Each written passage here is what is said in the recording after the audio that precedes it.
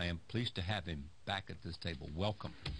Is all of that, it's hard to keep up with you, all those things true in terms of your investment portfolio, or have you significantly reduced one or the other? No, that's true. They're pretty much true. So is that in confidence in the United States reflected by your portfolio? Yeah, there's no doubt the confidence in the United States economy is great and spectacular. No doubt that the political... Let me turn to Iran. What is the Saudi position on Iran and Iran's acquisition of nuclear weapons? Yeah. Well, for sure, the development. The position of Saudi Arabia is like the position of the United States and everybody else in the world, is that to have Iran nuclear free.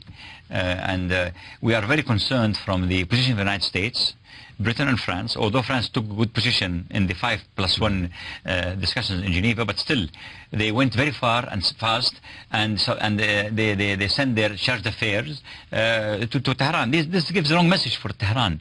And even the United States now, by trying to loosening up the sanctions that really brought them to the negotiation table, is not really prudent at all. I think they have to keep the pressure on right now and not to give any concession, no matter how small it is. Okay. Even though John Kerry said that there were among the people who own the U.S. side, including the French and the other European countries, we united and had one position. You're saying that that's not true, that in fact that France was opposed to where they were going and wanted tougher measures. It's very clear. Yeah, France was against, and they were the most aggressive among the five. A new France, huh? Oh, yes. Assertive. Well, yes, assertive France.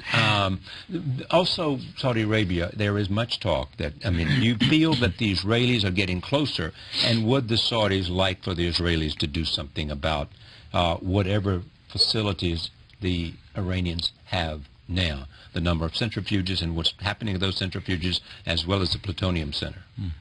Well, I think, United States, position of not having a very disciplined policy and very clear strategy towards Iran is creating a lot of confusion and a lot of worries among all its allies, whether it's Israel or Saudi Arabia or even other GCC countries in our region. So I think it's very important for the United States to be assertive in this matter and not to blink whatsoever, because it is the economic pressures and the economic sanctions that got Iran to the negotiations table. There's an opinion in some sectors of the world expressed by Prince Bandar, as well as the former head of intelligence, Prince Turki Al-Faisal, yes, that the United States cannot be trusted, that they don't believe necessarily that when push comes to shove, the president will strike against Iran if negotiations fail. And you share that view. I mean, the perfect example is the red line that was drawn and was crossed and nothing happened. In Syria? Oh, sure. This shows the point. And so it leads to what conclusion in your own words? My conclusion is that the United States has to readdress its foreign policy. It has to have very clear, well-defined strategy towards the Middle East, whereby when a red line is drawn and it's crossed, the United States has to abide by its commitments. But you don't believe the United States can be trusted to live up to its commitments if, in fact, sanctions do not work. No. And it does not force the Iranians to reduce their centrifuges. Yeah. No doubt that the internal situation in the United States also is influencing its foreign policy.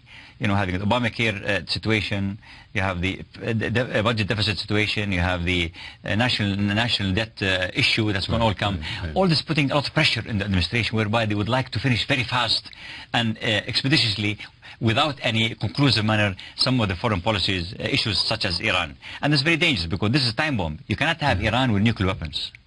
This will disrupt the whole... But what do you mean? They want to push it on to the next administration that have to make the decisions about what you do about Iran? No, what I'm saying is that they are in a rush to have an agreement with Iran.